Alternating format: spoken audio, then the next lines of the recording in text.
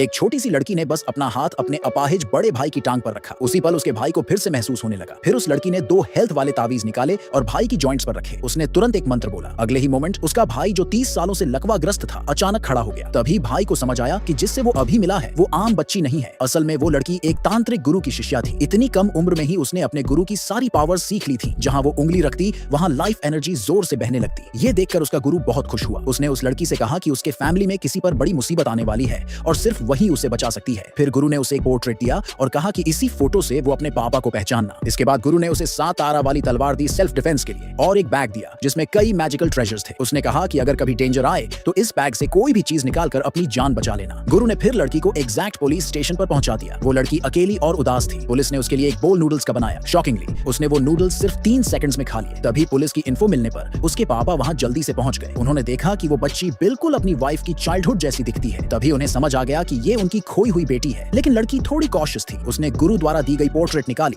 और उस आदमी से कंपेयर किया। जब उसने देखा कि आदमी का चेहरा फोटो से मैच करता है तभी उसने बिलीव किया कि ये उसके पापा हैं। कॉल मिलने के बाद उसके बड़े भाई बहुत खुश हुए। सब मिलकर उसे घर लाने आ गए। उनका दयालु दादाजी इतना खुश हुए कि उनकी खुशी संभाले नहीं संभल रही थी। तभी उस छोटी लड़की ने कोर्टयार्ड में एक नेगेटिव एनर्जी फील की। उसने देखा कि दादाजी के सिर के ऊपर डार्क क्लाउड्स जमा हो रहे हैं। उसने तुरंत अपने बैग ऑफ ट्रेजर्स से कुछ प्रोटेक्टिव तावीज निकाले और दादाजी को दे दिए। अगले ही मोमेंट दादाजी ने राहत की सांस ली। फिर पूरे परिवार ने एक डिनर रखा उस छोटी लड़की की खुशी में। वहां उसका एक भाई जो व्हील चेयर पर था भी आया। लड़की को लगा कि शायद उसने चलना अभी सीखा नहीं है, लेकिन जब भाई ने बताया कि उसका एक्सीडेंट हुआ था और उसकी टांगें खराब हो गई थी तब उसे समझ आया। छोटी लड़की ने जल्दी से अपने भाई की टांगों की मालिश शुरू कर दी। भाई को महसूस हुआ कि उसकी सुन्न टांगों में थोड़ा सेंसेशन आने लगा है। उसी मोमेंट उसकी बहन ने यह सब देख लिया। उसने मन ही मन सोचा कि अब वो लड़की की अटेंशन खुद की तरफ खींचेगी। उसने फेक स्वीटनेस दिखाते हुए एक पीस ब्रेसलेट दिया और बोली कि इससे माइंड और स्पिरिट शांत रहते हैं। लेकिन छोटी लड़की ने तुरंत कुछ गलत महसूस किया। उसने झट से ब्रेसलेट अपने हाथ में पहन लिया और बाकी फैमिली को उसे छूने नहीं दिया। बहन को यह बात अजीब लगी क्योंकि उसकी मम्मी ने कहा था कि